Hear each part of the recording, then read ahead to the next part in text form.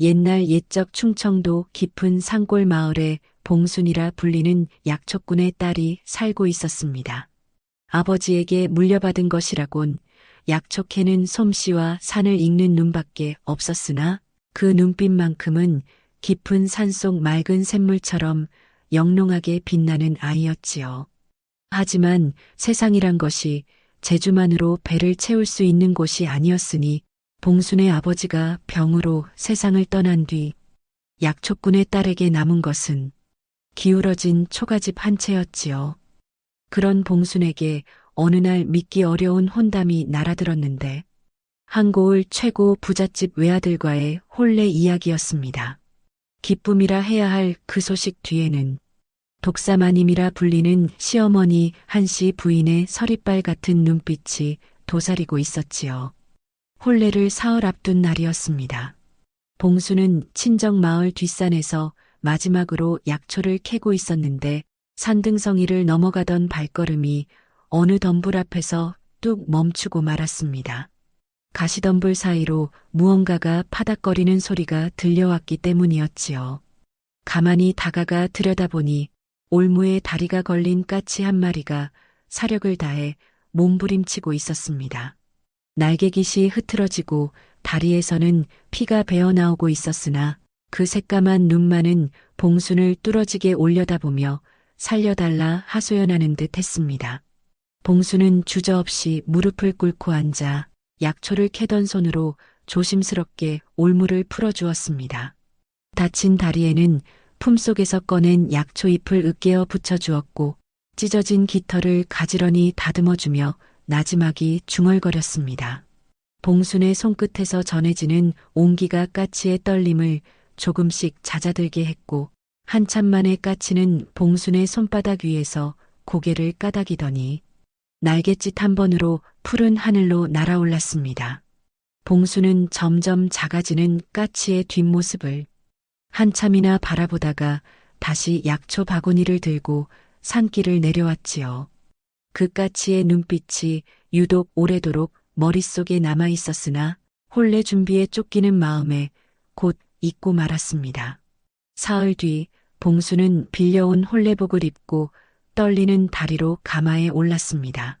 마을 어귀를 지나 고개를 넘고 또 넘어 도착한 시댁은 봉순이 살던 초가집과는 하늘과 땅 차이였습니다. 높은 돌담 안으로 기와지붕이 줄지어 서 있었고 넓은 마당에는 화분에 심어진 꽃나무들이 가지런히 늘어서 있었습니다. 하인들이 분주히 움직이는 모습이 마치 다른 세상에 온 듯한 기분을 들게 하였으나 봉순의 가슴은 기대보다 두려움으로 더 크게 뛰고 있었습니다. 아버지가 살아계셨다면 이런 집에 시집 보내며 얼마나 기뻐하셨을까 싶어 코끝이 찡했지만 이내 마음을 다잡았습니다. 아버지가 남기신 가르침과 약초 주머니 하나가 품속에 있다는 것만으로도 든든했기 때문이었지요. 혼례는 무사히 치러졌으나 축하 잔치가 끝나기도 전에 안방에서 불호령이 떨어졌습니다. 한씨 부인이 며느리를 당장 안방으로 불러들인 것이었습니다. 봉순이 조심스럽게 문을 열고 들어서자 안방 가득한 사약 냄새와 함께 윗목에 꼿꼿이 앉아있는 시어머니의 모습이 눈에 들어왔습니다.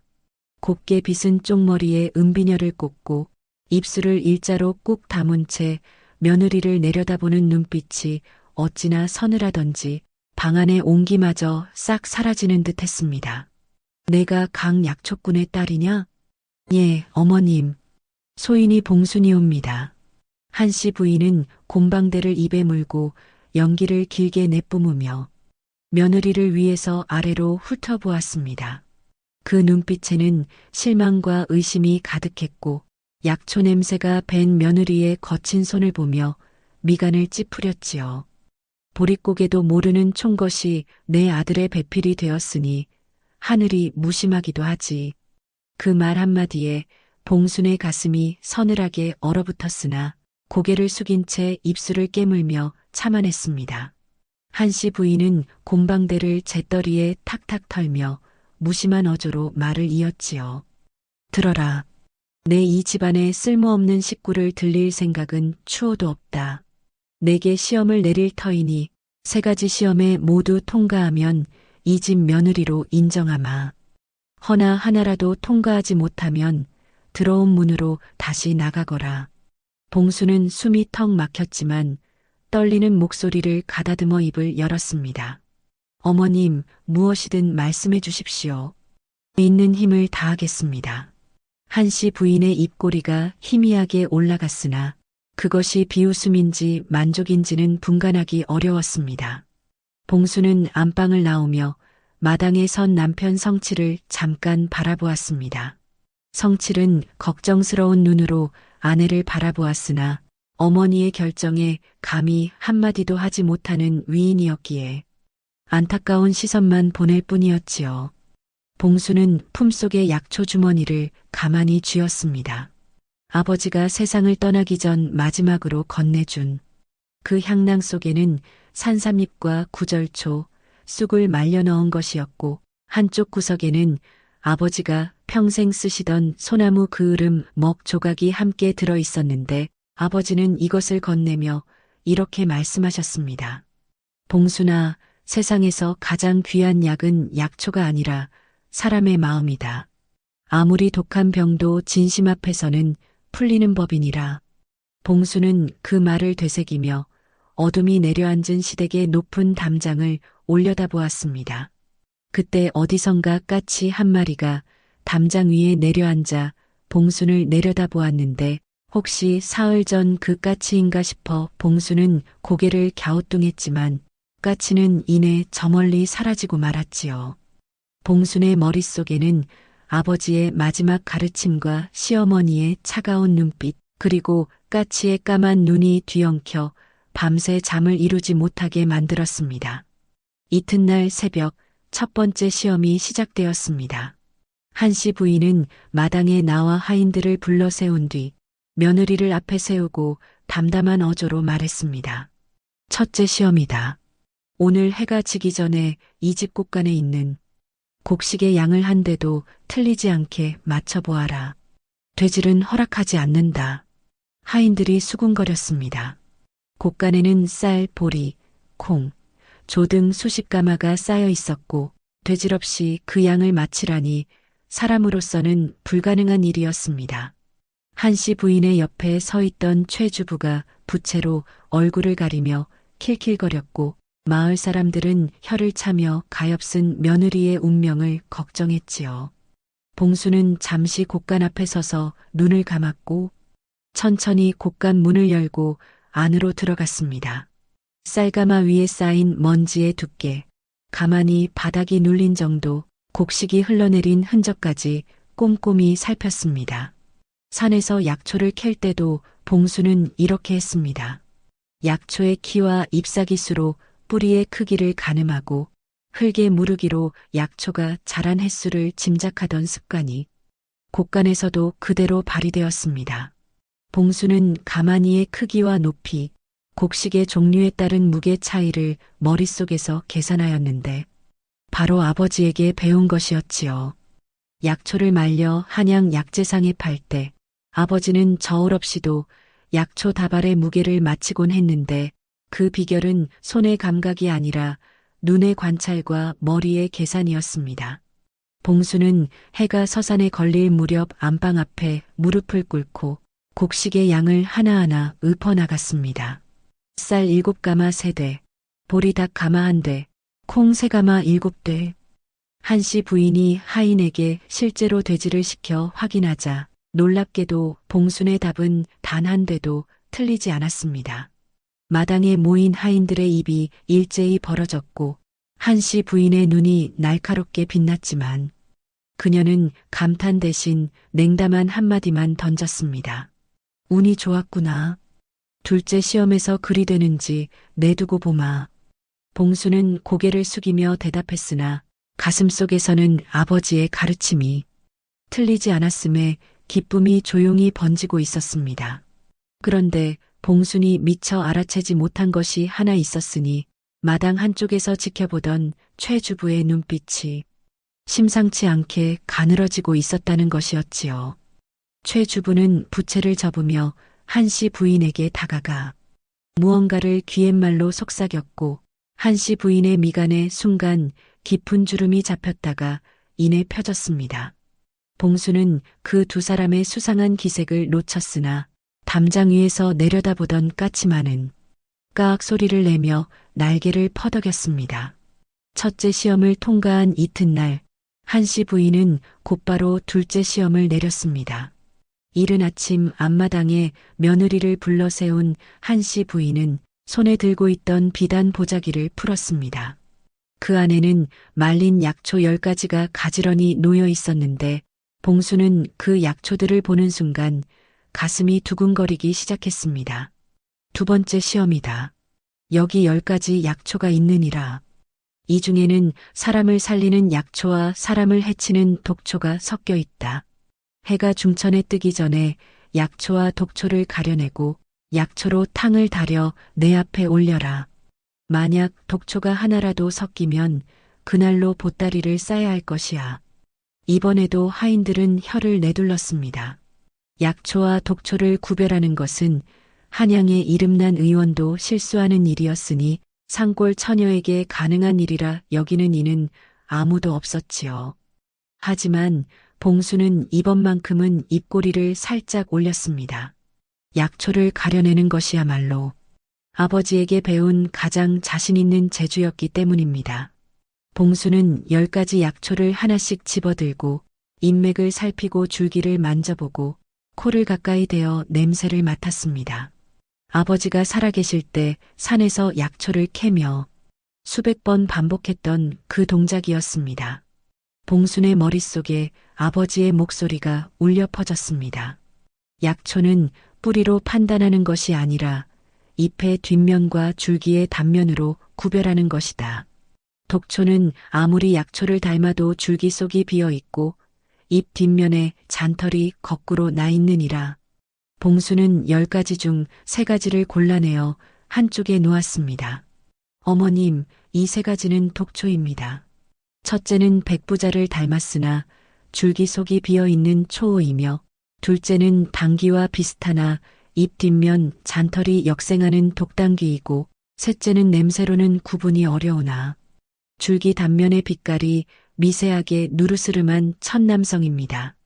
봉수는 남은 7가지 약초로 탕을 달여 한씨 부인 앞에 공손히 올렸고 한씨 부인은 아무 말 없이 탕을 한 모금 머금더니 잠시 눈을 감았습니다.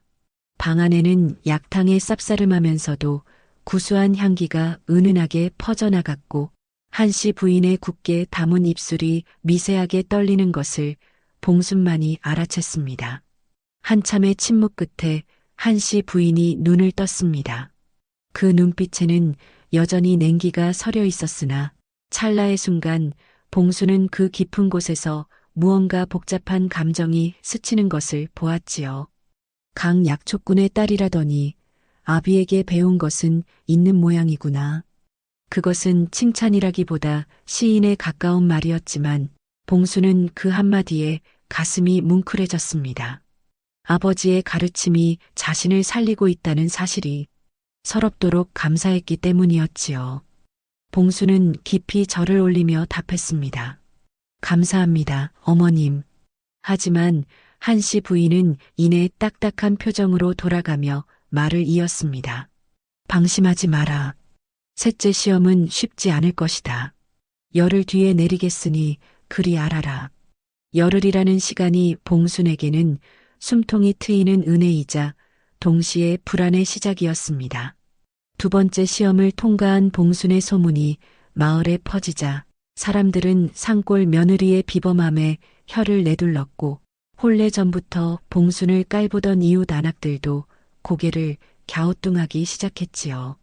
성칠은 그런 아내가 대견하면서도 어머니의 세 번째 시험이 무엇일지 걱정하는 마음을 감추지 못했습니다.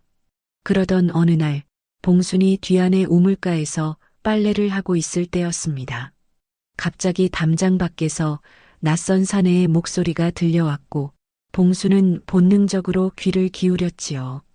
그 목소리는 최 주부였는데 그는 누군가에게 봉순의 친정 이야기를 하고 있었습니다. 강 약초꾼이 빚을 지고 죽었다면서 그 빚이 아직 남아있을 테지. 그 문서만 있으면 며느리를 쥐고 흔들 수 있지 않겠나? 봉순의 손에서 빨랫방망이가 떨어졌습니다. 아버지는 평생 남에게 손 벌리는 것을 죽기보다 싫어하시던 분이었는데 빚이 있다니 도무지 믿기 어려운 소리였지요. 하지만 누군가가 그것을 무기로 삼으려 한다는 사실에 등골이 서늘해졌습니다. 봉수는 떨리는 손으로 빨래를 주워 담으며 마음을 다잡으려 했으나 최 주부의 음흉한 웃음소리가 바람결에 실려와 좀처럼 가슴에서 떠나지 않았습니다. 열흘 사이 봉수는 시어머니의 눈치를 살피며 부지런히 살림을 익혔습니다. 새벽같이 일어나 아궁이에 불을 지피고 시어머니의 새순물을 데우며 반찬 하나까지 정성을 들였습니다. 한씨 부인은 그런 며느리를 보면서도 칭찬 한마디 건네지 않았지만 봉순이 올린 음식은 한 번도 물리지 않았습니다. 어느 날 밤 봉순은 잠을 이루지 못하고 마루에 나와 앉아 있었는데 안방에서 희미한 불빛이 새어나오는 것이 눈에 들어왔고 시어머니도 잠을 이루지 못하고 있는 모양이었지요.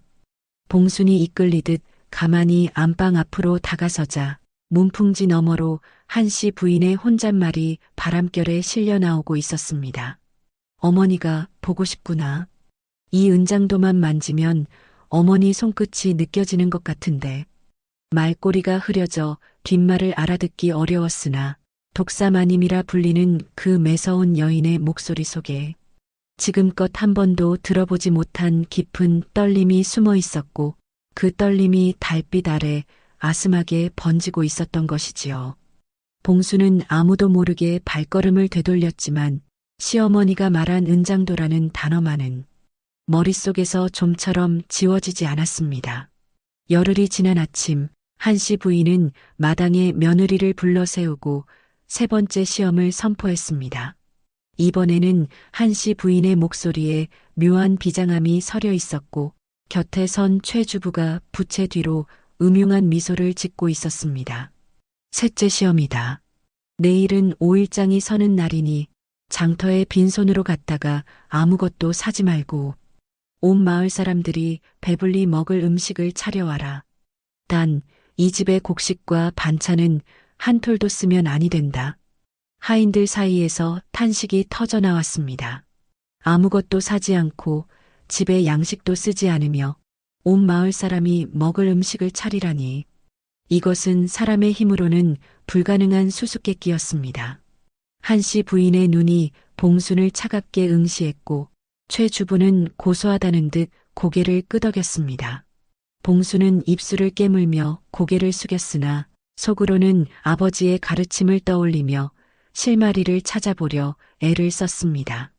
그런데 시험이 시작되기도 전에 예상치 못한 일이 터졌습니다. 봉순이 부엌에서 물을 끓이고 있는데 최 주부의 하인이 찾아와 서차를 건넨 것이었지요. 서차를 펼친 봉순의 얼굴이 하얗게 질렸습니다. 그곳에는 봉순의 친정 아버지가 생전에 빌렸다는 빈문서가 적혀 있었고 그 금액은 봉순이 평생을 일해도 갚을 수 없는 엄청난 액수였습니다. 아버지가 그토록 큰 빚을 졌다는 것은 도무지 믿기 어려운 일이었지만 문서에는 분명 아버지의 수결이 찍혀 있었지요. 서찰의 아래에는 한 줄의 협박이 덧붙여 있었습니다. 셋째 시험을 포기하고 스스로 집을 나가거라.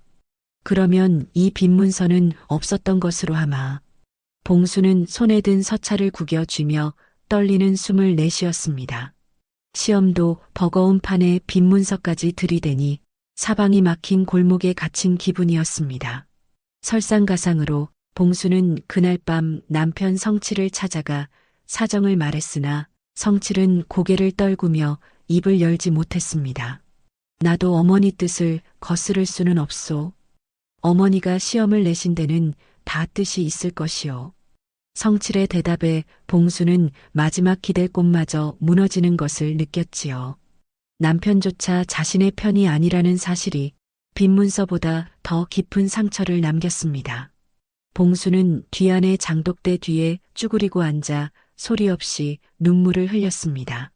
달빛이 장독대의 둥근 뚜껑을 하얗게 비추고 있었고 차가운 밤바람이 봉순의 젖은 뺨을 스쳐 지나갔습니다. 바로 그때 봉순의 머리 위로 파닥거리는 소리가 들려왔습니다. 고개를 들자 감나무 가지 위에 까치 한 마리가 앉아 봉순을 내려다보고 있었습니다. 달빛에 비친 까치의 다리에는 한때 봉순이 약초 잎으로 감아주었던 흔적이 희미하게 남아 있었지요. 까치는 봉순을 한참 바라보더니 부리에 무언가를 물고 아래로 떨어뜨렸습니다. 봉순이 주워보니 그것은 말린 약초 뿌리 한 줌이었는데 산 깊은 곳에서만 자라는 귀한 향초였지요. 봉순의 머릿속에 번개처럼 하나의 생각이 스쳤고 그 생각은 점점 또렷한 계획으로 자라나기 시작했습니다. 봉순은 눈물을 훔치고 일어섰습니다. 아버지가 남기신 가르침 중에 이런 말이 있었습니다. 산에서 가장 귀한 것은 금이 아니라 물이다.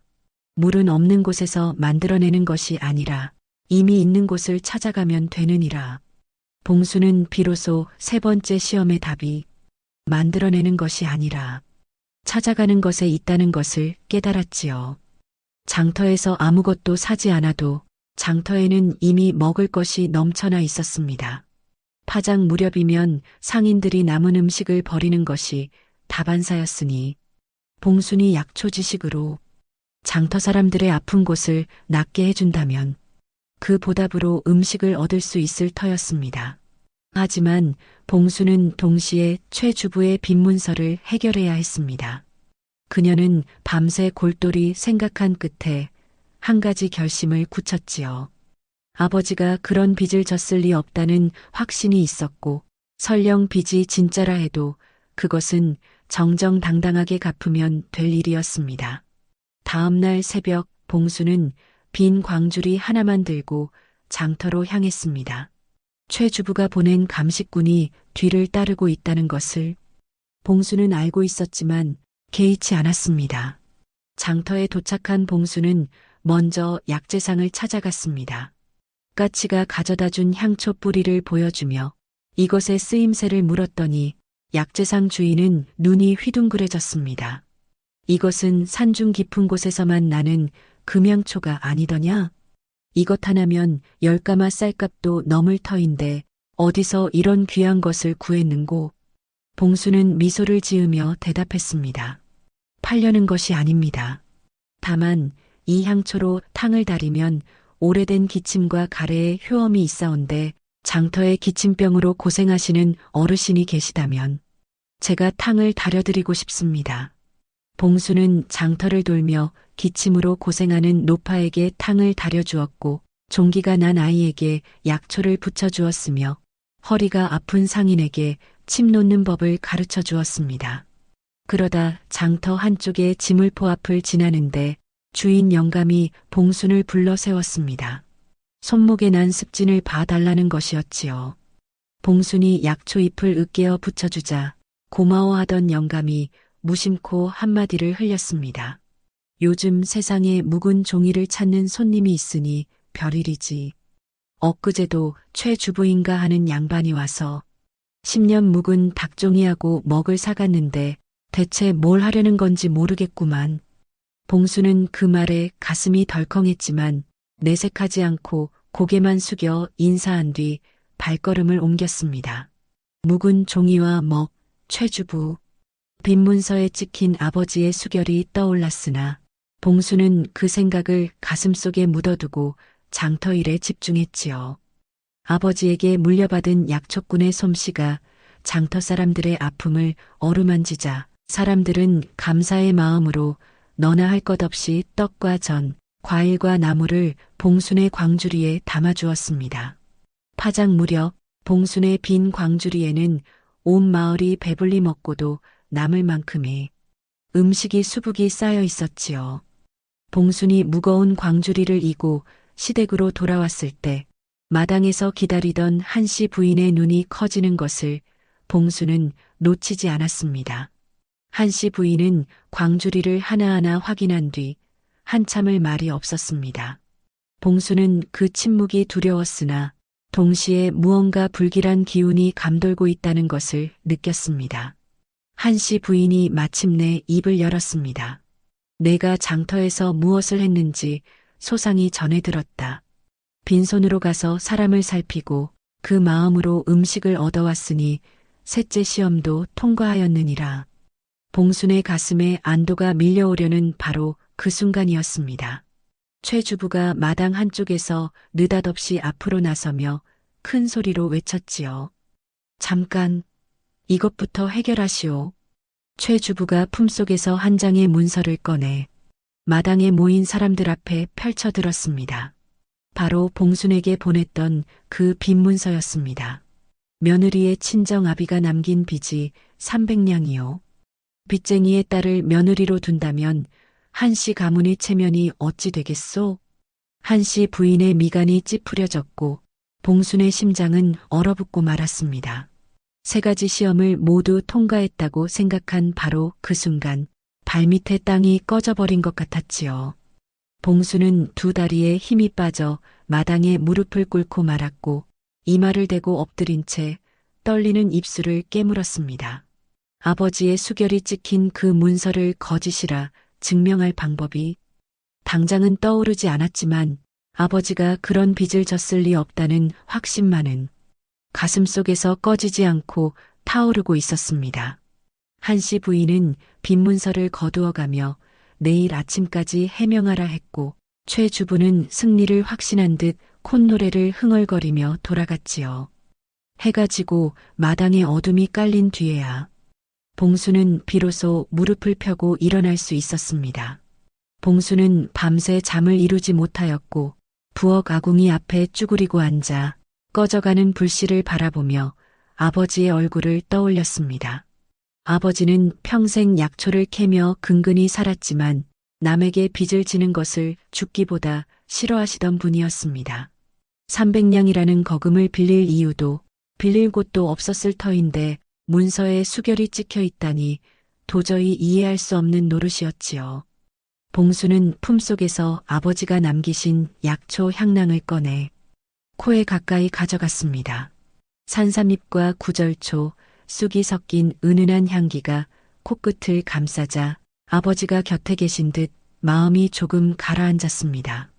그런데 그 순간 봉순의 머릿속에 장터 지물포 영감의 말이 번개처럼 스쳤습니다. 10년 묵은 닭종이와 먹을 사간 최주부, 그리고 향낭에서 나는 이 특유한 아버지의 먹냄새. 봉수는 벌떡 일어나 부엌 선반에서 호롱불을 들고 왔습니다. 빈 문서를 다시 꺼내 호롱불에 바짝 대고 살폈습니다. 아버지가 가르쳐 주신 것 중에 이런 말이 있었습니다. 약초를 감별할 때 가장 중요한 것은 눈이 아니라 코다. 사람의 눈은 속일 수 있어도 냄새는 속이기 어렵느니라. 봉수는 빈 문서의 종이 냄새를 맡았습니다. 그리고 아버지의 수결이 찍힌 부분을 유심히 살폈지요.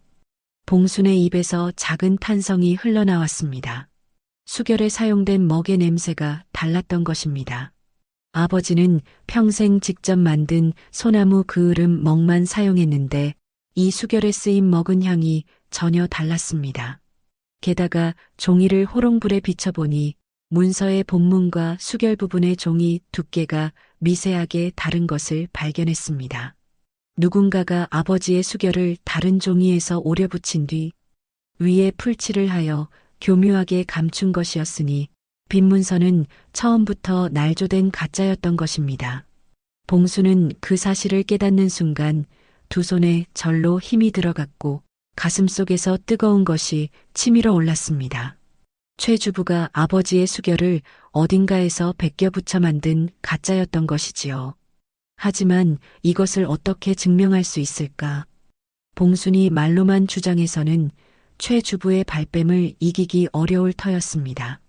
새벽녘 봉순이 뒤안에 나와 생각에 잠겨 있을 때 담장 위에서 익숙한 까악 소리가 들려왔습니다. 까치가 다시 나타난 것이었습니다. 까치는 봉순의 앞에 내려앉더니 부리에 물고 있던 작은 물건을 바닥에 떨어뜨리고 날아올랐습니다. 그것은 낡은 가죽끈에 매달린 은장도의 칼집 조각이었습니다. 어디서 본 듯한 무늬가 새겨져 있었는데 봉수는 머릿속에 번개가 치는 듯한 깨달음을 얻었습니다. 며칠 전 밤 시어머니가 혼잣말로 중얼거리던 그 은장도 칼집의 무늬가 시어머니의 것과 같았던 것이었지요. 봉수는 잠시 망설였으나 이내 결심을 굳히고 안방으로 향했습니다. 이른 새벽이었지만 한씨 부인은 이미 일어나 앉아 있었고 봉순이 문 앞에 무릎을 꿇자 예상했다는 듯 안으로 들라 했습니다. 봉수는 바닥에 엎드린 채 빈문서를 한씨 부인 앞에 내밀었습니다. 어머님, 이 빈문서의 진위를 밝히겠습니다. 봉수는 차분하게 설명했습니다. 수결에 사용된 먹의 냄새가 아버지가 평생 쓰던 먹과 다르다는 것, 문서 본문과 수결 부분의 종이 결이 다르다는 것, 그리고 호롱불에 비추면 풀칠한 흔적이 드러난다는 것을. 한씨 부인은 직접 빈문서를 호롱불에 비추어 보았고 봉순의 말이 사실임을 확인했습니다. 한씨 부인의 눈빛이 서늘하게 변하였지만 그 서늘함은 봉순을 향한 것이 아니었습니다. 최 주부를 불러들여라. 하인이 달려가 최 주부를 데려왔고 최 주부는 아무것도 모른 채 느긋하게 걸어 들어왔으나 한씨 부인이 위조된 빈문서를 눈앞에 들이대자 얼굴이 순식간에 흙빛으로 변하였지요. 최 주부, 내가 꾸민 짓이냐? 최 주부는 발뺌을 하려 했지만 봉순이 약초 향랑에서 꺼낸 소나무 먹 조각을 내밀며 차분하게 말했습니다. 어머님, 이것은 아버지가 평생 쓰시던 소나무 먹입니다. 이 먹의 향과 빈문서, 수결의 먹향을 비교해 보시면 하늘과 땅만큼의 차이가 날 것입니다. 한씨 부인은 두 먹의 향을 직접 맡아보았고 그 차이는 누가 보아도 명백했습니다. 최 주부의 이마에서 식은땀이 줄줄 흘러내렸고 그의 다리는 사시나무 떨듯 흔들리고 있었지요. 바로 그 순간 봉수는 품속에서 까치가 가져다 준 은장도 칼집 조각을 꺼내 들었습니다. 어머님, 한 가지 더 여쭙겠습니다. 봉수는 조심스럽게 칼집 조각을 한씨 부인 앞에 내밀었습니다. 이것이 어디서 온 것인지 저도 알 수 없으나 어머님께서 품고 계신 은장도의 칼집과 무늬가 같아 보여 가져왔습니다. 한씨 부인의 얼굴에서 순간적으로 핏기가 가시는 것이 보였습니다.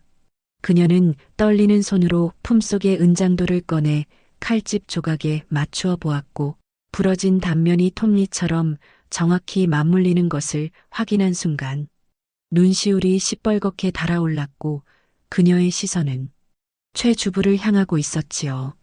사실 이 은장도에는 피눈물 나는 사연이 있었습니다. 30여 년 전 한씨 부인도 봉순처럼 가난한 집안의 딸이었는데 혼례를 앞두고 한씨 부인의 친정어머니는 병이 깊어 자리에서 일어나지 못하는 처지였습니다. 딸의 혼수에 보탤 것이 아무것도 없자 평생 간직해온 은장도 하나를 딸의 손에 쥐어주며 이렇게 말했다 합니다. 이것이 어미가 너에게 줄 수 있는 전부란다. 시집가서 서러운 일이 있거든 이것을 만지며 버텨라. 어미가 곁에 있다 여기고. 그것이 모녀의 마지막 대화였습니다. 한씨 부인이 가마를 타고 시댁으로 떠난 이튿날 새벽 친정어머니는 딸의 이름을 부르며 홀로 숨을 거두었지요. 그 소식을 전해 들은 한씨 부인이 달려가려 했으나 시어머니가 허락하지 않았고 한씨 부인은 은장도만 붙잡고 밤새 울었다 합니다. 그런데 당시에도 최 주부의 아버지가 위조 빈문서를 들이밀며 한씨 부인을 내쫓으려 했던 것이었지요. 실랑이가 벌어진 끝에 최 주부의 아버지가 한씨 부인의 은장도를 빼앗으려 했고 그 통에 칼집이 두 동강이 나고 말았습니다. 당시 한씨 부인은 지혜를 짜내어 그 위기를 넘겼으나 부러져 나간 칼집 조각은 최 주부의 아버지가 감춰버렸으니 돌아가신 친정어머니의 마지막 흔적한 조각을 잃어버린 셈이었지요. 30년 동안 한씨 부인은 부러진 은장도를 품에 지니며 어머니를 끝내 지키지 못했다는 회한을 가슴속 깊이 삼켜왔던 것입니다. 그런데 그 잃어버린 조각이 며느리의 손에 들려 돌아온 것이었고 아버지의 수법을 고스란히 물려받은 아들 최주부가 똑같은 짓을 내 며느리에게 또 벌이고 있었다는 증거였던 것이었지요. 한씨 부인의 눈에서 뜨거운 눈물이 흘러내렸습니다. 그것은 분노의 눈물이자 30년 만에 어머니의 온기를 되찾은 서러움의 눈물이었지요. 봉수는 바닥에 엎드린 채 나지막이 그러나 또렷하게 말했습니다. 어머니, 그 속임수는 제가 이미 다 꿰뚫었습니다. 아버지가 가르쳐 주셨지요. 사람의 눈은 속일 수 있어도 냄새는 속이지 못한다고. 결국 대를 이어 위조 문서를 만들어 남의 집안을 흔들려 한 죄는 관장의 법도로 다스려야 마땅했고 최주부는 그날로 관아에 끌려가 엄한 벌을 받게 되었지요. 봉수는 한동안 마당에 무릎을 꿇은 채 일어나지 못했습니다. 가슴이 벅차오르면서도 부러진 은장도 칼집을 맞추던 시어머니의 떨리는 손끝이 자꾸만 눈앞에 아른거렸기 때문이었지요. 성칠이 달려와 봉순의 손을 잡았고 그제야 봉순은 온몸에서 힘이 빠지며 모든 것이 끝났다는 안도감에 남편의 어깨에 이마를 기대어 소리 없이 눈물을 쏟았습니다. 그날 밤 한씨 부인은 처음으로 며느리를 안방으로 불러 마주 앉혔습니다. 호롱불이 두 사람의 얼굴을 은은하게 비추고 있었고 방 안에는 은장도의 차가운 빛이 나지막이 빛나고 있었지요. 한참의 침묵 끝에 한씨 부인이 먼저 입을 열었습니다. 봉순아. 시어머니가 처음으로 며느리의 이름을 부른 것이었습니다. 봉수는 놀라 고개를 들었고 한씨 부인의 눈에 그렁그렁 맺혀있는 눈물을 보았습니다. 독사마님이라 불리던 그 매서운 여인의 눈에서 눈물이 흘러내리는 것은 봉순이 처음 보는 광경이었지요. 내가 너에게 시험을 낸 것은 너를 내쫓으려 해서가 아니었단다. 한씨 부인은 부러진 조각이 다시 붙은 은장도를 손에 쥔 채 나지막이 말을 이었습니다. 30년 전의 일은 내가 오늘 다 보았으니 길게 말하지 않으마. 다만 한 가지, 그때 칼집이 부러진 날 밤 나는 어머니 빈소에도 가지 못한 것이 한이 되어 30년을 울었다. 그 부러진 조각을 내가 찾아주었을 때 어머니가 돌아오신 줄 알았느니라. 한씨 부인은 거기서 말을 멈추고 한참을 가만히 은장도를 어루만졌습니다. 호롱불에 비친 은장도 위로 눈물이 한 방울 떨어져 번졌고 봉수는 숨소리조차 내지 못한 채 시어머니의 다음 말을 기다렸지요. 그때 곁에 아무도 없었다. 시어머니는 호랑이 같았고 남편은 입을 다물었으며 친정어머니는 이미 이 세상 사람이 아니었느니라. 나는 혼자 힘으로 모든 것을 이겨냈지만 그 외로움이 평생 상처가 되어 이 가슴에 박혀 있었다. 그래서 내 며느리만큼은 확인하고 싶었다. 아무리 궁지에 몰려도 포기하지 않을 사람인지 이 험한 세상에서 스스로 일어설 수 있는 여인인지를 말이다. 내가 너를 시험한 것은 미워서가 아니라 너만은 나처럼 외롭지 않기를 바랐기 때문이었다. 봉수는 고개를 숙인 채 두 주먹을 꽉 쥐고 있었습니다. 독사마님이라 불리던 시어머니의 매서운 눈빛 뒤에 30년을 혼자 버텨온 외로운 며느리가 서 있었다는 것을 이제야 알게 되었기 때문이었지요. 시어머니가 세운 가시밭길은 며느리를 괴롭히려는 것이 아니라 자신처럼 쓰러지지 않도록 단단하게 세워주려는 서투른 어미의 마음이었던 것입니다. 한씨 부인은 은장도를 봉순의 손에 쥐어주었습니다. 이 은장도는 돌아가신 내 어미가 가마타는 나에게 마지막으로 쥐어주신 것이다. 평생 이것을 만지며 버텼느니라. 이제 이것을 너에게 물려주마. 너는 내가 바라던 것 이상의 며느리다. 봉수는 떨리는 손으로 은장도를 받아들었습니다. 차가운 쇠의 감촉 속에 30년 세월의 무게와 두 세대에 걸친 여인들의 눈물이 고스란히 담겨 있는 듯 했지요. 봉수는 은장도를 가슴에 품고 시어머니의 무릎 앞에 이마를 대었습니다. 어머님, 이 은장도의 무게를 평생 잊지 않겠습니다. 한씨 부인은 며느리의 등을 어루만지다가 마침내 참았던 울음을 터뜨리며 봉순을 끌어안았습니다.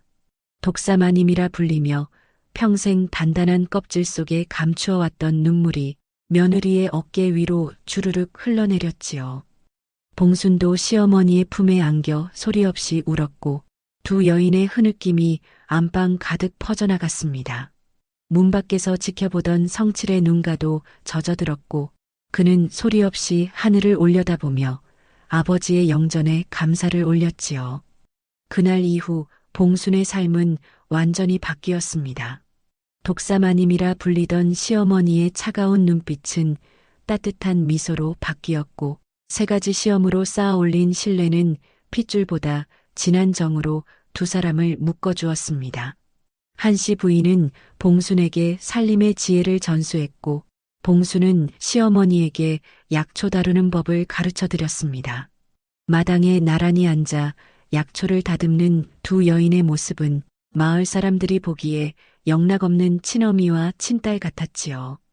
봉수는 최주부에게 빼앗길 뻔했던 가문의 전답을 되찾은 뒤에도 욕심을 부리지 않았습니다. 오히려 마을 사람들에게 약초를 나누어 주고 아픈 이를 돌보며 아버지가 남기신 가르침을 실천해 나갔습니다. 장터에서 봉순의 약초 솜씨를 경험했던 사람들은 입소문을 타고 멀리서까지 찾아왔고 봉순은 그들에게 약값을 받는 대신 각자의 사정에 맞게 곡식이나 물건으로 갚도록 했습니다. 한씨 부인은 며느리가 사람들을 돌보는 모습을 보며 30년 전 자신이 홀로 악착같이 싸워 지켜낸 이 가문이 며느리의 따뜻한 손길로 비로소 사람 냄새나는 집안이 되어가고 있음을 느꼈지요. 어느 가을날 한씨 부인은 봉순의 손을 잡고 뒤안의 감나무 아래에 앉아 말했습니다. 봉순아, 내가 너에게 낸 3가지 시험 기억하느냐? 예, 어머님. 어찌 있겠습니까? 첫째 시험에서 너는 곡식의 양을 맞췄고, 둘째 시험에서는 독초를 가려냈으며, 셋째 시험에서는 빈손으로 사람의 마음을 얻어왔다. 하지만 내가 진짜 보고 싶었던 것은 그런 재주가 아니었느니라. 봉순이 고개를 갸우뚱하자 한씨 부인이 미소를 지었습니다. 내가 보고 싶었던 것은 궁지에 몰렸을 때 내가 어떤 사람인지였다. 너는 포기하지 않고 방법을 찾았고 아비의 가르침을 잊지 않았으며 마지막으로는 거짓 앞에 무릎 꿇지 않았다. 그것이 내가 원했던 며느리의 모습이었다. 봉수는 시어머니의 손을 꼭 쥐며 대답했습니다. 어머님, 소인이 시험을 통과할 수 있었던 것은 재주 때문이 아닙니다. 아버지의 가르침과 어머님의 시험이 소인을 단단하게 만들어주셨기 때문이었지요. 한씨 부인은 며느리의 대답에 고개를 끄덕이며 세상에서 가장 편안한 미소를 지었습니다. 감나무에서 떨어진 낙엽이 두 사람의 어깨 위에 살포시 내려앉았고 담장 위에서는 까치 한 마리가 까악 울며 하늘로 날아올랐습니다. 봉수는 그 까치를 올려다보며 나지막이 고마움을 담아 미소를 보냈지요. 세월이 흘러 한씨 부인이 백발이 성성한 할머니가 되었을 때 봉수는 이 집안의 큰 살림을 맡아 흔들림 없이 가문을 이끌고 있었습니다. 한씨 부인은 손주들을 무릎에 앉히고 30년 전 산골에서 시집온 며느리가 독사마님의 시험을 어떻게 통과했는지를 이야기해주곤 했습니다. 할머니, 어머니가 정말로 그렇게 똑똑하셨어요? 어린 손주가 눈을 동그랗게 뜨고 물었고 한씨 부인은 부드러운 미소를 지으며 손주의 머리를 쓰다듬었습니다. 똑똑한 게 아니라 마음이 바른 사람이었지. 세상에서 가장 무서운 시험은 머리로 푸는 것이 아니라 마음으로 견디는 것이란다. 내 어머니는 그 시험을 기어이 통과한 사람이니라. 한씨 부인의 임종이 가까워진 어느 겨울밤, 봉수는 시어머니의 곁에서 손을 꼭 잡고 밤을 지새웠습니다. 한씨 부인은 며느리의 손을 느끼며 평온한 미소를 지었습니다. 봉순아, 내 평생 내를 만난 것이 가장 큰 복이었다. 뛰는 시어미 위에 나는 며느리를 얻었으니 이보다 더한 행운이 어디 있겠느냐. 봉수는 시어머니의 식어가는 손을 자신의 두 볼에 대며 눈물을 흘렸습니다. 어머님, 소인을 시험해 주셔서 감사합니다. 그 시험이 있었기에 이만큼 잘할 수 있었습니다. 한씨 부인은 그 말을 마지막으로 들으며 봄날의 꽃잎이 지듯 고요하게 눈을 감았습니다. 봉수는 시어머니를 양지 바른 언덕에 모시고 묘 앞에 약초를 심었습니다.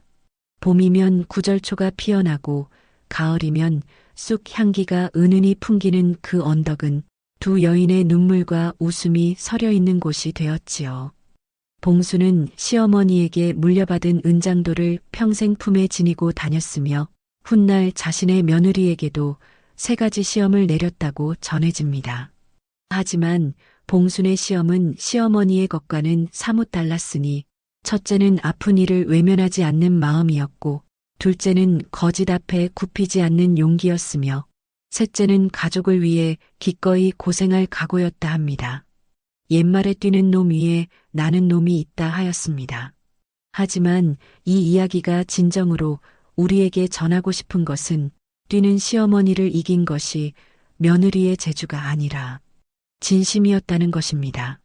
아무리 높은 담장도 진심 앞에서는 문이 열리고 아무리 차가운 마음도 정성 앞에서는 녹는다는 것을 약초각시 봉순의 이야기는 우리에게 보여줍니다.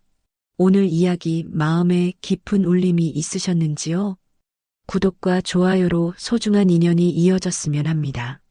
여러분의 따뜻한 마음에 가슴 뭉클한 사연으로 정성껏 보답하겠습니다. 지금 어느 지역에서 함께하고 계신지 편하게 댓글로 말씀 주시면 감사한 마음 담아 반갑게 인사 올리겠습니다. 백내에 늘 평안이 깃들길 바라며 지금까지 조선야담소였습니다. 감사합니다.